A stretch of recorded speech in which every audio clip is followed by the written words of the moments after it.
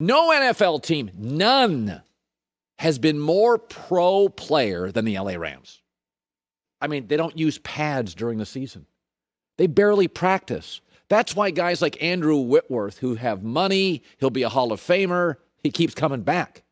Not that it's a country club, but it's very pro player. Even when the player is a little difficult, like Todd Gurley, Joy and I watched for a year. Oh, everything's great. It's our problem. Suddenly, they are ripping quiet, introverted Jared Goff publicly. Sean McVay, the head coach, Mr. Pro Player, after the Packer loss, in which Goff was not terrible, 21-27, passer rating in the hundreds.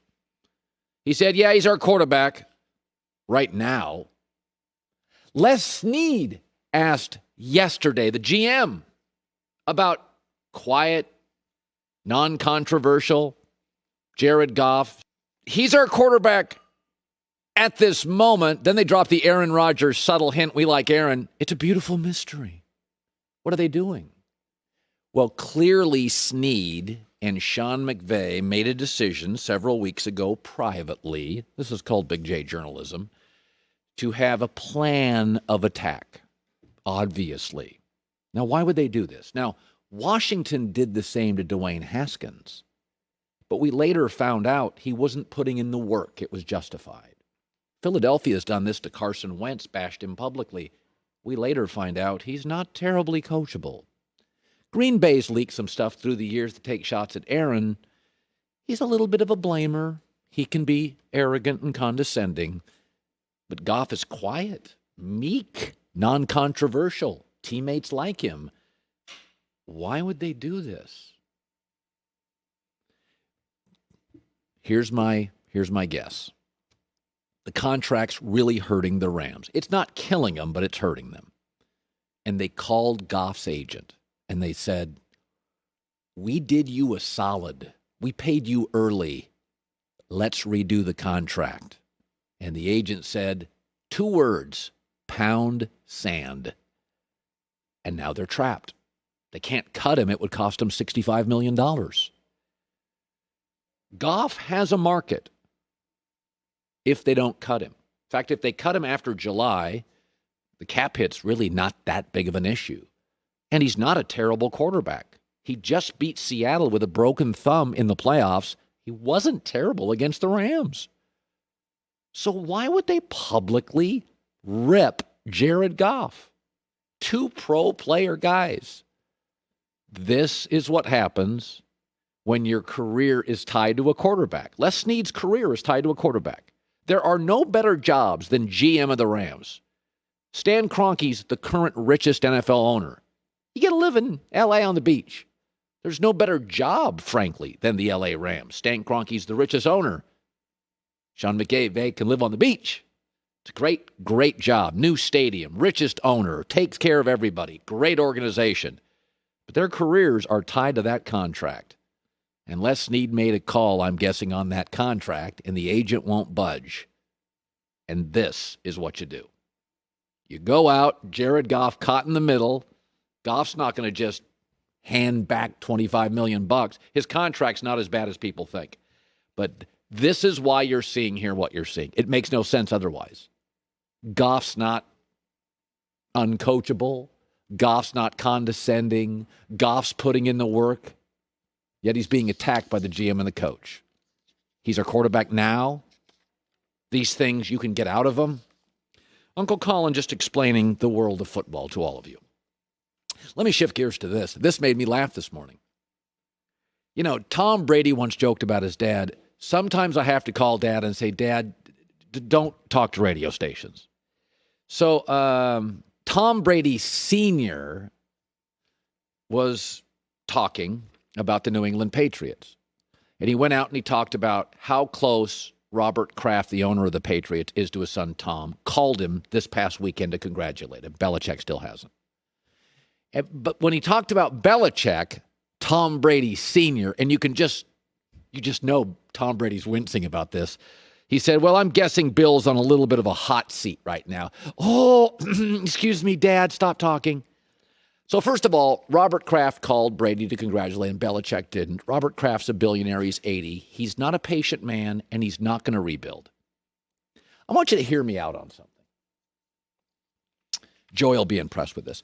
When Justin Timberlake left NSYNC, Justin Timberlake flourished. NSYNC became irrelevant. When Beyonce left Destiny's Child, Beyonce became a bigger star. Destiny's Child, not as newsworthy. Is that what we're looking at here? That Bill Belichick is Joey Fatone or Lance Bass with a hoodie. Is that what we're looking at here? Now, maybe it's the Beatles, where John Lennon and Paul McCartney both left, and they both had success, but it did take McCartney, Belichick longer. But right now, in the 8 years without Tom Brady, Belichick has had 6 losing seasons, and in the 7th, he didn't make the playoffs. That's Lance Bass with a whistle. That's Joey Fatone with a hoodie.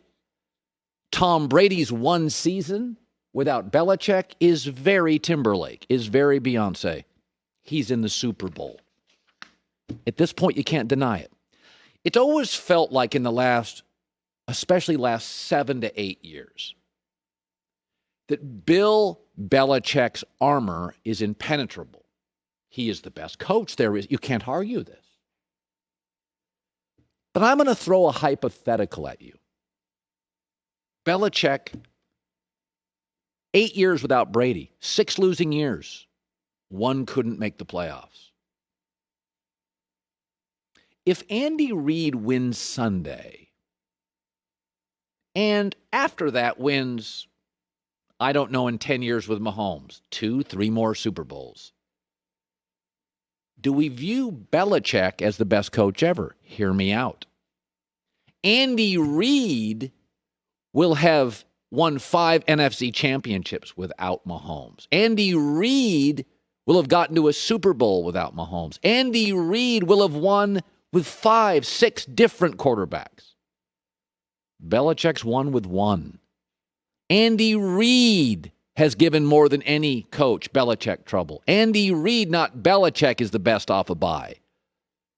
Andy Reid, once he got his great quarterback, Belichick couldn't compete in his final years. Andy Reid is the one guy left in this sport that can penetrate the impenetrable Belichick shield as the best coach ever. Ask yourself. Beyonce flourished. Timberlake flourished. We don't talk Destiny's Child. We don't talk NSYNC.